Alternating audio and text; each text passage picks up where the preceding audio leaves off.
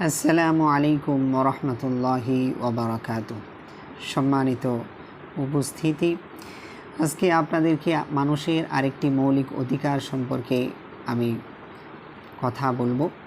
সেটা হচ্ছে ন্যায় বিচার পাওয়ার অধিকার। ন্যায় বিচার পাওয়ার অধিকার এটা প্রত্যেকটা ব্যক্তির মৌলিক অধিকারের অন্তর্ভুক্ত। সে সমাজের যেই স্তরেরই হোক না কেন, সে ধনী হোক গরিব হোক, ধর্ম বর্ণ নির্বিশেষে সকলেই কিন্তু মৌলিক অধিকার হিসেবে এই ন্যায় বিচার পাওয়ার উপযুক্ত। আল্লাহ রাব্বুল আলামিন পবিত্র কোরআনের মধ্যে ইরশাদ করছেন যে ওয়ালা ইয়াজরিমান্নাকুম শানানু কওমিন আলা আল্লা তা'দিলু। আল্লাহ রাব্বুল আলামিন বিচারকদেরকে, শাসক গোষ্ঠীদেরকে লক্ষ্য করে বলছেন যে কোনো সম্প্রদায়ের প্রতি বিদ্বেষ তোমাদেরকে যেন ন্যায় বিচার বর্জনে প্ররোচিত না করে, ন্যায় বিচার বর্জনের ক্ষেত্রে তোমাদেরকে যেন প্ররোচিত না করে।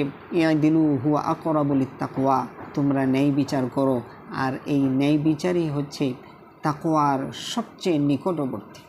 ইন্নাল্লাহা খাবীরুম বিমা তা'মালুন।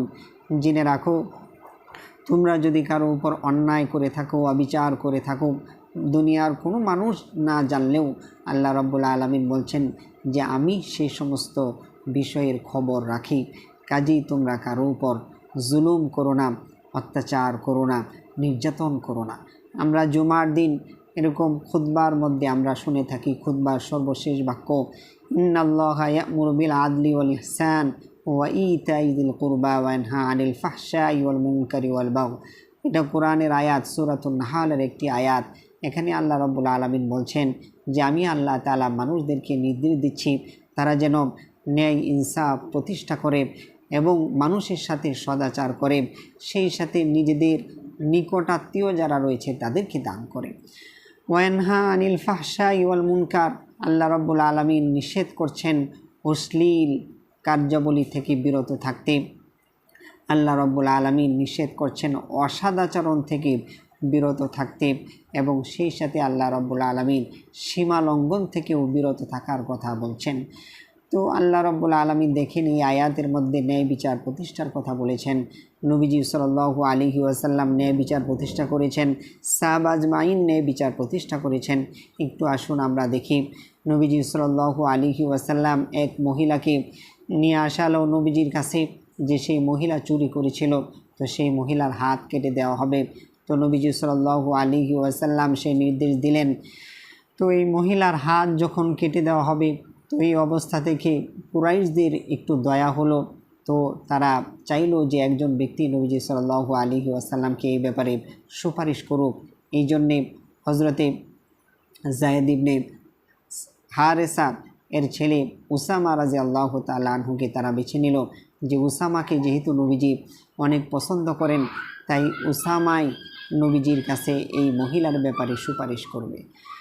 হজরতে উসামা রাদিয়াল্লাহু তাআলা আনহু যখন তিনি সুপারিশ করতে গেলেন, তখন নবীজি সাল্লাল্লাহু আলাইহি ওয়াসাল্লাম উসামাকে লক্ষ্য করে বললেন যে হে উসামা, তুমি কি আল্লাহর হদ এর বিরুদ্ধে গিয়ে আমার কাছে সুপারিশ করতে এসেছো?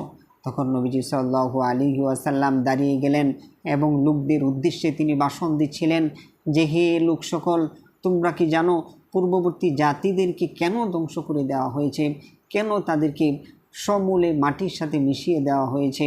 তখন নবীজি সাল্লাল্লাহু আলাইহি ওয়াসাল্লাম বলেন যে তাদেরকে একটি কারণেই ধ্বংস করে দেওয়া হয়েছে, যে তাদের মধ্যে সমাজের সম্ভ্রান্ত কোনো ব্যক্তি যখন অন্যায় কাজ করত, যখন তারা দুর্নীতি করত, তখন তাদেরকে ছলে বলে কৌশলে তাদেরকে ছেড়ে দেওয়া হতো।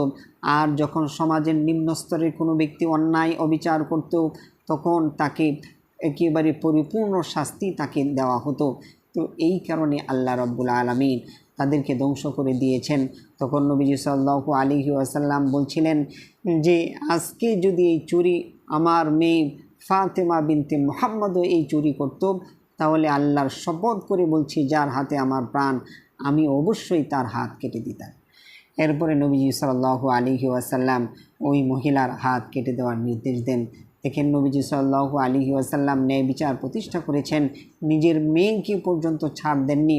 যদি নিজের মেয়ে এই কাজ করত, তাহলে তাকেও তার হাত কেটে দেওয়া হতো।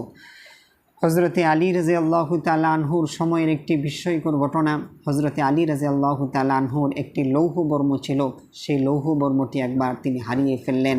তো সেই লৌহ বর্মটি একজন ইহুদি পেয়ে যায়। তো এক পর্যায়ে যখন হজরতে আলী রাদিয়াল্লাহু তাআলা আনহু খবর পেলেন যে ওনার লৌহ বর্মটি ইহুদির কাছে রয়েছে, তখন তিনি ইহুদির কাছে গিয়ে বললেন যে এই লৌহ বর্মটি তো আমার, এটা আমাকে দিয়ে দাও। তখন সেই ইহুদি বলল যে না, এই লৌহ বর্ম আমার। তখন দুইজনের মধ্যে বাদানুবাদ হলো। এক পর্যায়ে বিষয়টি একেবারে উচ্চ আদালত পর্যন্ত চলে গেল। সেই সময় প্রখ্যাত একজন কাজী বিচারক ছিল হজরতে শুরাহবিল আমর রাহিমাহুল্লাহু তাআলা। হজরতে আলী রাদিয়াল্লাহু তাআলা আনহু তখন আমিরুল মুমিনিন, আর শুরাহবিল আমর হচ্ছেন প্রধান কাজী, অর্থাৎ প্রধান বিচারপতি। তো সেই বিচারের মধ্যে যখন কাঠগড়ায় উভয়ে দাঁড়ালো, তখন হজরতে আলী রাদিয়াল্লাহু তাআলা আনহুকে সেই বিচারক শুরাহবিল ইবনে আমর তিনি বললেন যে হে আমিরুল মুমিনিন, এই লৌহ বর্ম যে আপনার, এর পক্ষে আপনি প্রমাণ পেশ করুন। তখন হজরতে আলী রাদিয়াল্লাহু তাআলা আনহু নিজের পক্ষে নিজের ছেলে এবং নিজের গোলামকে সাক্ষী হিসেবে উপস্থাপন করলেন। তখন শুরাহবিল ইবনে আমর তিনি বললেন যে হে আমিরুল মুমিনিন, আপনি তো ভালো করে জানেন যে গোলামের সাক্ষ্য সেটা গ্রহণযোগ্য নয় এবং পিতার পক্ষে সন্তানের সাক্ষ্য গ্রহণযোগ্য নয়। তো অন্য কোনো সাক্ষী আপনি পেশ করুন। তখন হজরতে আলী রাদিয়াল্লাহু তাআলা আনহু অপারগ হলেন, অন্য কোনো সাক্ষী তিনি পেলেন না। তো সাক্ষী উপস্থাপন করতে না পারায় কাজী তখন হজরতে আলী রাদিয়াল্লাহু তাআলা আনহুর বিপক্ষে ইহুদির পক্ষে রায় দিয়ে দিলেন। ইহুদি সেই লৌহ বর্মটি নিয়ে গেল। যখন সেই ইহুদি ইসলামের এই সৌন্দর্য দেখল যে হজরতে আলী তিনি আমিরুল মুমিনিন আর তার কাজী হচ্ছে শুরাহবিল ইবনে আমর, তো এই অবস্থা দেখে, এই ন্যায় বিচার দেখে সেই ইহুদি বিমোহিত হয়ে গেল। ইসলামের এই সৌন্দর্য দেখে সে আবেগ আপ্লুত হয়ে সে সাথে সাথে ইসলাম ধর্ম গ্রহণ করল। ইসলাম ধর্ম গ্রহণ করে সে আলী রাদিয়াল্লাহু তাআলা আনহুর কাছে গিয়ে বলতেছে যে ওহে আমিরুল মুমিনিন, নেন, এটা আপনারই লৌহ বর্ম, এটা আপনি নিয়ে নেন। আমি অমুক দিন অমুক স্থানে এই লৌহ বর্মটি পেয়েছিলাম। তো দেখেন, এটা হচ্ছে ন্যায় বিচার ইনসাফের দৃষ্টান্ত। হজরতে নবীজি সাল্লাল্লাহু আলাইহি ওয়াসাল্লাম এটা প্রতিষ্ঠা করে গিয়েছেন। নবীজি সাল্লাল্লাহু আলাইহি ওয়াসাল্লাম এটা বাস্তবায়ন করেছেন, সাহাবা আজমাইন এটা বাস্তবায়ন করেছেন। আর আমাদের সময়ের ন্যায় বিচারের অবস্থা দেখুন।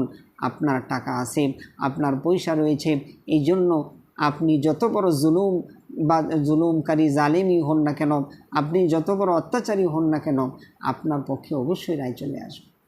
টাকা আপনার পক্ষে রায় নিয়ে আসবে।